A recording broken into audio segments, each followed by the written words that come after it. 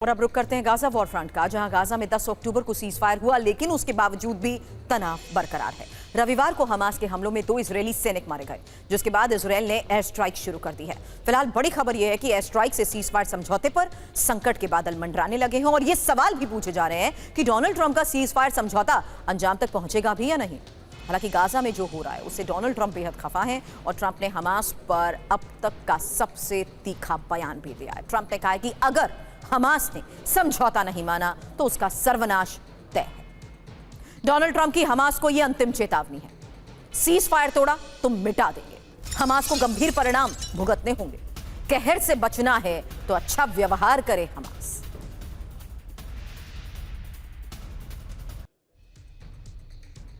आखिर क्यों Donald Trump Hamas से नाराज हैं और हमास के सफाई की बात कर रहे हैं, इसकी वजह आपको बताते हैं। क्योंकि अहम ठिकानों पर फिर से हथियारों की तैनाती को लेकर खबर है। हमास लड़ाके सार्वजनिक रूप से भी नजर आ रहे हैं। तीसरी बड़ी बात कि हथियार लहराकर शक्ति प्रदर्शन हो रहा है। हमास की दर्जनों यूनिट अभी तक सक्रिय हैं और शवों की सुपुर्दगी की शर्तों को भी तोड़ा जा रहा है।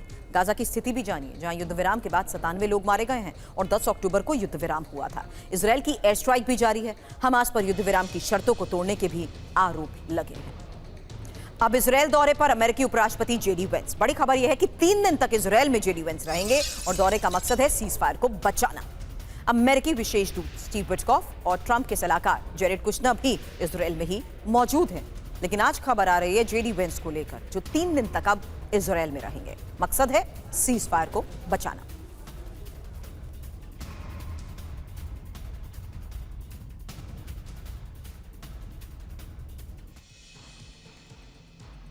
और हमास पर जेडी वेंस का बड़ा बयान, हमास ने सीज फायर तोड़ा तो उनके साथ गलत होगा। सीज फायर अपेक्षा से बेहतर चल रहा है। गाजा में अमेरिकी सैनिक नहीं होंगे।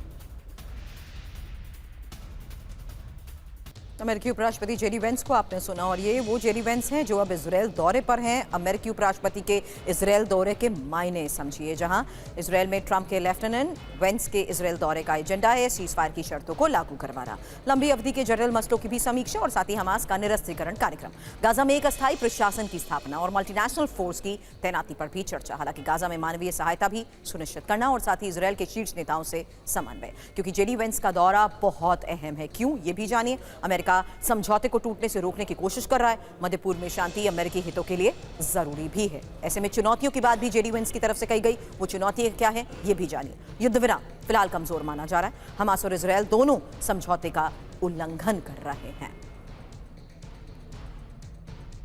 तुर्की और कतर पर नेतन्याहू सख्त। एक बड़ी खबर है जहां नेतन्याहू ने कहा कि तुर्की कतर का विरोध, गाजा में तुर्की और कतर की मौजूदगी का विरोध जताया गया। तुर्की कतर इजरायल के हितों के खिलाफ है। अब बड़ा सवाल यह कि आखिर क्यों नेतन्याहू गाजा में तुर्की और कतर की मौजूदगी का विरोध कर रहे हैं। तुर्की कतर से नेतन्याहू को डर क्या है, पहले ये जानिए। गाजा में तुर्की और कतर का दखल बढ़ रहा है। तुर्की कतर के हित राहत पुनर्निर्माण तक सीमित नहीं है। गाजा में राजनीतिक सैन्य प्रभाव बढ़ा सकते हैं तुर्की और कतर। इजरायल की सुरक्षा, क्षेत्रीय संप्रभुता पर असर पड़ सकता है। हालांकि इजरायल का तर्क यह है कि तुर्की कतर हमास से राजनीतिक रूप से जुड़े हुए हैं। तुर्की कतर इजरायली सुरक्षा के लिए खतरा है। ऐसे में बड़ी बात यह है कि गाजा के पुनर्निर्माण में तुर्की की कंपनियां, गाजा में कतर की वित्तीय भागीदारी। अब गाजा में ही सीज फायर टूटने के बाद से अमेरिका में खलबली मची हुई है, क्योंकि गाजा में युद्ध रुकवाने का श्रेय डोनाल्ड ट्रंप ने लिया था। अब इजरायल में अपने 2 दूत को भेजने के बाद ट्रंप ने उपराष्ट्रपति को भी नेतन्याहू से बात करने के लिए भेजा है। डोनाल्ड ट्रंप की कोशिश है कि गाजा में सीज फायर लागू रहे। इसका असर भी हो रहा है। गाजा में इजरायल ने हमले रोक दिए हैं और सेना के नियंत्रण वाले इलाकों को पीले बैरिकेड से घेरा जा रहा है। गाजा में सीज फायर हुआ था। ट्रंप ने इसे अपनी बड़ी कामयाबी कहा था, लेकिन अंजाम क्या हुआ, ये दुनिया देख रही है।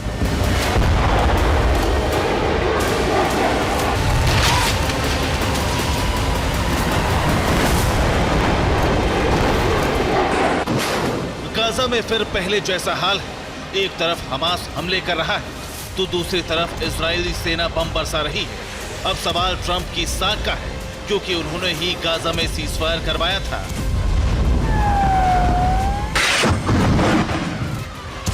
यही वजह है कि गाजा में धमाकों की शुरुआत के साथ ही अमेरिका में खलबली मच गई। उपराष्ट्रपति जेडी वेंस पत्नी उषा वेंस के साथ इजराइल गए हैं। विटकॉफ और ट्रंप के दामाद कुशनर पहले से इजराइल में हैं। इजराइल में गाजा सीजफायर पर बात की जा रही है। ट्रंप हमास पर लगातार अलग अलग तरह से प्रतिक्रिया दे रहे हैं, लेकिन सबसे अहम यह है कि ट्रंप ने कहा है कि हमास ने सीजफायर का उल्लंघन नहीं किया है।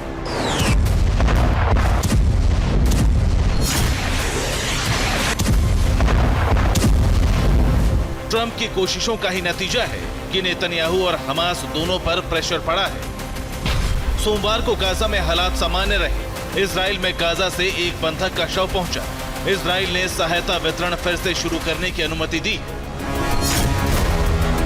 इजराइल ने हमास पर 2 सैनिकों पर हमले का आरोप लगाया था, जिसके बाद इजरायली सेना ने कई हमले किए थे।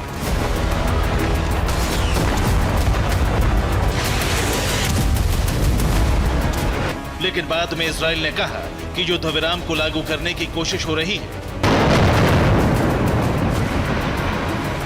इजराइल अब गाजा में अपने सैन्य नियंत्रण वाले इलाकों में पीले रंग के बैरिकेड लगा रहा है।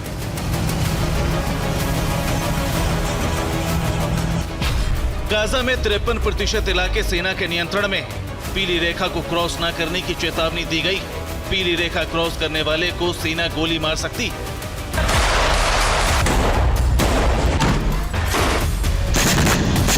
ट्रंप के मुताबिक हमास के नेता अमेरिका के संपर्क में हैं और सीजफायर को लागू रखने के पक्ष में हैं। लेकिन दूसरी तरफ ट्रंप ने हमास को चेतावनी भी दे दी है।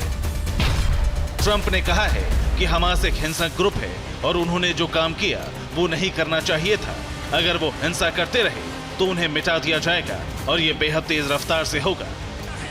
हमास को चेतावनी दी गई है तो दूसरी तरफ ट्रंप के दूत नेतन्याहू को समझाने की कोशिश कर रहे हैं। नेतन्याहू के मुताबिक हमास को सेना पर हमले की कीमत चुकानी होगी। इजराइल हमास की किसी भी गुस्ताखी का तुरंत जवाब देगा। इजराइल की सेना पर हमले से गाजा में तबाही आ सकती है।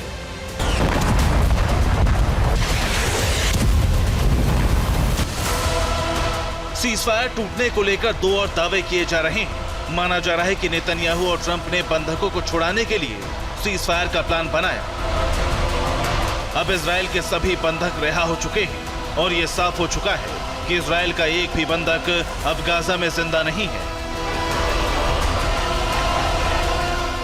ऐसे में माना जा रहा है कि अब हमास के सफाई का मिशन शुरू हो सकता है, जबकि दूसरी वजह नेतन्याहू को माना जा रहा है।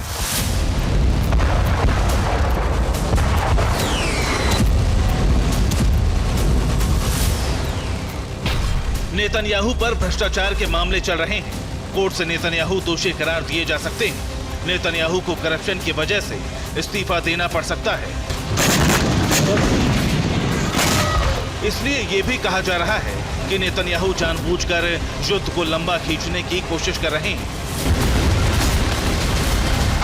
रह रहकर गाजा में हमास पर आरोप लगाकर हमले की शुरुआत करा सकते हैं। Bureau report, TV9 Bharatvarsh.